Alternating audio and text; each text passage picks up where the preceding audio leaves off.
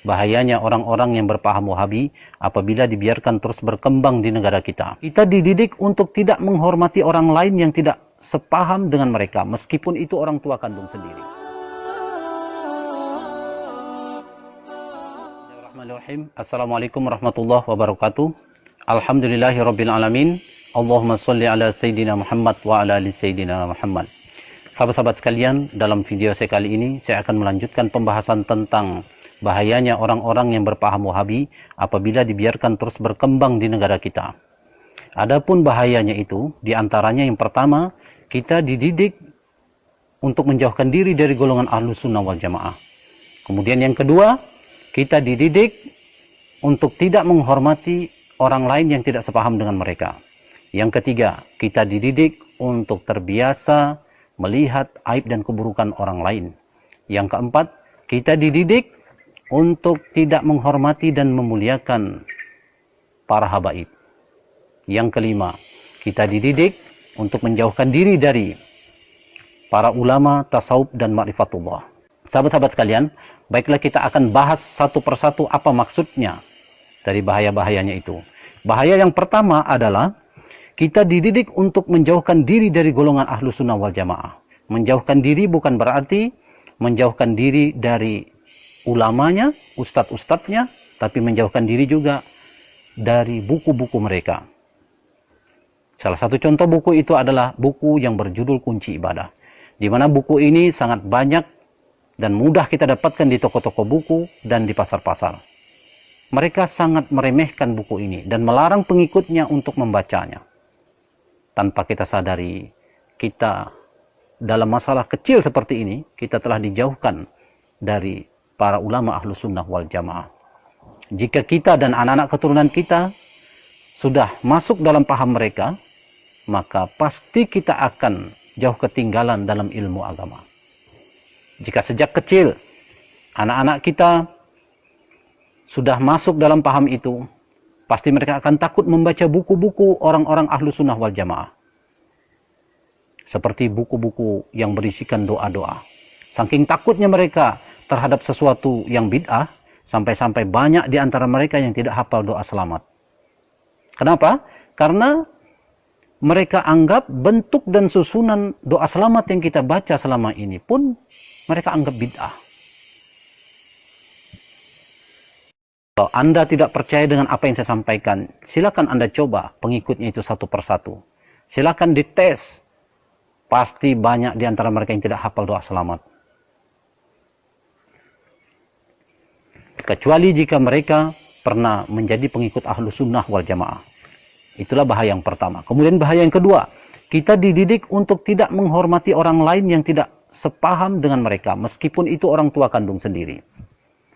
Jadi jangan heran jika ada anak kita yang masih kecil, yang masih SD, sudah berani memprotes orang tua, berani memprotes para ulama Ahlus Sunnah wal Jamaah. Tanpa kita sadari sebenarnya mereka telah merusak otak anak-anak kita. Karena belum waktunya mereka diajak untuk memikirkan masalah hilafiyah ini bid'ah dan itu bid'ah. Kemudian letak kebusukan ajaran mereka yang lain adalah, kenapa yang diajak lebih banyak anak-anak dan orang-orang awam yang tidak mengerti ilmu agama?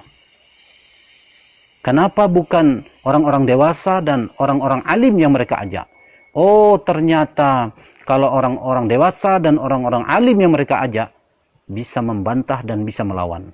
Tapi kalau anak-anak dan orang-orang awam yang tidak mengerti ilmu agama, mereka taunya hanya ikut saja apa yang mereka katakan. Maka mulai dari sekarang, setiap anak-anak kita pulang sekolah, baik yang masih SD, SMP, SMA, atau perguruan tinggi, perhatikan gerak-gerik mereka ketika di rumah. Jangan-jangan mereka sudah dimasuki ajaran-ajaran sesat dari guru-guru mereka yang berpaham Wahabi. Jika sudah ada tanda-tanda kesesatan itu, maka cepatlah laporkan kepada kepala sekolahnya agar ditindaklanjuti oleh kepala sekolahnya. Jika kepala sekolahnya cuek atau mungkin takut atau mungkin juga sudah terpengaruh oleh ajaran-ajaran mereka, maka laporkan kepada tokoh-tokoh agama setempat. Tapi jika tokoh-tokoh agama setempat juga cuek, atau mungkin takut, atau mungkin juga sudah terpengaruh oleh ajaran-ajaran mereka, maka coba Anda laporkan kepada mantan Wahabi, orang yang pernah mengikuti ajaran mereka. Kenapa? Karena orang Wahabi ini, karena mantan Wahabi inilah yang tahu bagaimana cara menghadapi mereka. Jangankan untuk membantah pendapat mereka, sebelum mereka bersuara, mantan Wahabi ini sudah tahu apa isi dalam otak kepala mereka. Sahabat-sahabat sekalian, itulah bedanya kalau mantan Wahabi dan bukan mantan Wahabi. Kemudian bahaya yang ketiga, yaitu adalah kita dididik untuk terbiasa melihat keburukan orang lain, meskipun mulut mereka tidak menyalahkan perbuatan orang-orang Ahlussunnah wal Jamaah secara langsung, tapi sebenarnya hati dan pikiran mereka selalu menghujat, menghina, dan menyalahkan perbuatan orang-orang Ahlussunnah wal Jamaah. Jadi dalam diam hati dan pikiran mereka telah dididik untuk sibuk melihat aib dan keburukan orang lain, tapi lupa melihat aib dan keburukan diri mereka sendiri. Setiap gerak-gerik mereka dalam kehidupan ini selalu dihinggapi perasaan takut berbuat sesuatu, karena menurut mereka di zaman ini sudah terlalu banyak perbuatan-perbuatan bid'ah. Sahabat-sahabat sekalian, kemudian bahaya yang keempat adalah kita dididik untuk tidak menghormati dan memuliakan para habaib zuriat Rasulullah SAW. Meskipun mulut mereka mengatakan cinta kepada Nabi, tapi coba perhatikan perilaku mereka saat bertemu dengan para habaib. Perhatikan tatapan mata mereka. Perhatikan raut wajah mereka yang penuh dengan kebencian dan kesombongan terhadap para habaib. Mengapa mereka membenci para habaib? Karena mereka anggap para habaib ini adalah ahlul bid'ah, atau orang yang gemar berbuat bid'ah. Saya tidak percaya kalau orang-orang Wahabi ini mencintai Nabi. Sebab salah satu tanda orang yang mencintai Nabi itu bukan berarti hanya mengikuti perilaku Nabi seperti sholat, puasa, zakat, haji, dan lain-lain. Tapi mencintai Nabi juga ditandai dengan menghormati dan memuliakan para habaib zuriat Rasulullah SAW. Jika kita mencintai seseorang, meskipun orang itu telah tiada, jangankan fotonya, sandalnya pun akan kita simpan. Dan ini terbukti sampai saat ini, sandalnya Nabi itu masih tersimpan rapi. Itu sandalnya Nabi, benda mati, masih dihormati orang. Seharusnya, apalagi para habaib, anak cucu keturunannya yang mengalir darahnya di dalam tubuh mereka. Sahabat-sahabat sekalian, makanya saya tidak percaya bahwa orang-orang Wahabi itu mencintai Nabi.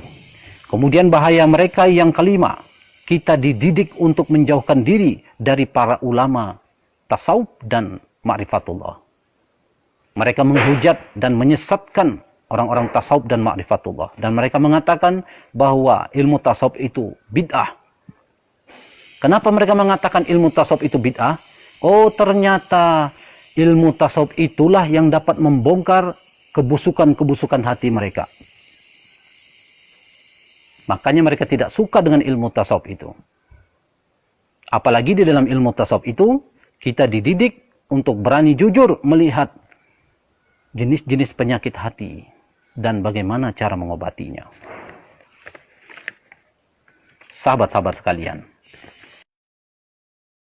jika kita sudah terjebak dalam paham itu, kemudian berniat ingin keluar dari paham itu atau ingin hijrah, maka itu sangat sulit dan sangatlah berat. Tapi tahukah Anda bagaimana cara mudah untuk bisa keluar dari paham itu? Cara mudahnya adalah dengan mempelajari ilmu tasawuf. Carilah orang-orang yang benar-benar ahli dalam ilmu tasawuf. Pelajarilah ilmu tasawuf dengan benar. Pelajarilah ilmu tasawuf dengan sabar. Pelajarilah ilmu tasawuf dengan sungguh-sungguh. Dalam ilmu tasawuf itu, salah satu manfaat kita mempelajari ilmu tasawuf itu adalah kita akan tahu betapa berharganya waktu. Sehingga hati kita, sehingga akan timbul perasaan rugi dan perasaan menyesal dalam hati kita apabila menggunakan waktu untuk membahas tentang khilafiyah. Ini bid'ah dan itu bid'ah. Hanya orang-orang yang mempelajari ilmu tasawuf dengan sempurna yang dapat melepaskan diri dari paham itu. Sebab ada juga orang yang bisa keluar dari paham itu, tapi hati mereka masih bercampur dengan keraguan-raguan. Jika mereka beralasan dan menganggap bahwa belajar ilmu tasawuf itu hanya dapat membuat orang atau pengikutnya meninggalkan syariat, maka itu salah besar. Kenapa? Karena yang salah itu bukan ilmu tasawufnya. Yang salah itu adalah orangnya atau pelakunya yang memang dari awalnya sudah ada bibit-bibit senang memperturutkan hawa nafsu. Sedangkan ajaran-ajaran orang-orang Wahabi ini yang sangat senang menuduh orang lain berbuat bid'ah, itu memang dari awalnya ilmu mereka ini memang sudah salah, sudah sesat dan menyesatkan orang. Kalau ilmunya saja sudah salah, apalagi orang yang mempelajarinya, tentu lebih sesat lagi jalannya. Kalau orang tasawuf yang meninggalkan syariat itu bisa masuk ke dalam neraka jahanam karena perbuatan mereka yang meninggalkan syariat, berarti orang-orang yang berpaham Wahabi ini yang lebih pantas untuk masuk ke dalam neraka jahanam. Kenapa? Karena ketika dilaporkan kepada Rasulullah SAW bahwa ada seorang wanita yang sangat rajin beribadah, malamnya beribadah, siangnya puasa, tapi lisannya sering menyakiti tetangganya. Lalu apa kata Rasulullah? Rasulullah mengatakan, la khaira fiha, hiya min ahlin nar. Tidak ada kebaikan pada wanita itu. Dia akan menjadi penghuni neraka jahanam. Ini artinya meskipun orang-orang Wahabi ini bersyahadat dan melaksanakan syariat, akan tetapi jika mereka mati kemudian tidak sempat bertobat dari perbuatannya yang senang sekali menuduh orang lain berbuat bid'ah, ini bid'ah dan itu bid'ah, padahal bukan bid'ah, pasti mereka akan masuk ke dalam neraka jahanam. Sebab Al-Quranul Karim telah menjelaskan kepada kita bahwa lakum dinukum waliyadin, bagimu agamamu dan bagiku agamaku. Mereka fikir ayat ini hanya berlaku dalam perbedaan agama. Padahal ayat ini juga berlaku antar umat seagama yang berbeda paham, berbeda keyakinan, berbeda mazhab. Mereka sangat banyak yang menghafal ayat ini, tapi tidak pernah mereka praktekkan. Masih juga ucapan-ucapan mereka sering mengganggu orang-orang yang sedang beribadah. Sahabat-sahabat sekalian, bahaya orang-orang yang berpaham Wahabi yang keenam adalah kita dididik untuk senantiasa tertinggal dan senantiasa terbelakang dalam segala bidang kemajuan. Dalam bidang agama contohnya, mereka sangat tertinggal jauh dari golongan ahlu sunnah wal jamaah. Golongan ahlu sunnah wal jamaah selalu menyibukkan diri dengan amalan-amalan sunnah seperti zikir-zikir sampai ribuan kali jumlahnya dalam sehari semalam. Sedangkan mereka menghabiskan waktunya untuk membahas ini bid'ah dan itu bid'ah. 1 menit saja mereka menggunakan waktunya untuk membahas ini bid'ah dan itu bid'ah. Berarti mereka sudah tertinggal membaca kalimat-kalimat zikir ratusan kali jumlahnya. Itu 1 menit. Bayangkan jika 5 menit. Bayangkan jika 1 jam dan bayangkan jika 1 sehari semalam. Jika mereka meluangkan waktu untuk membahas ini bid'ah dan itu bid'ah, bayangkan ruginya mereka. Makanya jangan heran jika orang-orang ahlu sunnah wal jamaah ini yang lebih unggul dalam ilmu agama, dengan zikir-zikir mereka itu yang sungguh-sungguh itu, banyak dari mereka yang menjadi wali-wali Allah. Dan tidak mungkin mereka bisa mencapai derajat wali Allah itu jika Allah tidak meridhoi zikir-zikir yang mereka lakukan. Sedangkan dari orang-orang yang berpaham Wahabi ini, tidak ada satupun dari mereka yang menjadi wali Allah. Mustahil mereka akan mencapai derajat wali Allah. Kemudian contoh ketertinggalan mereka dalam bidang ilmu pengetahuan dan teknologi. Mustahil mereka akan menjadi orang pertama atau menjadi penemu suatu kebaikan yang akan bermanfaat untuk orang banyak. Sebab hati dan pikiran mereka selalu terpusat pada satu jenis pembahasan yang tidak akan pernah selesai.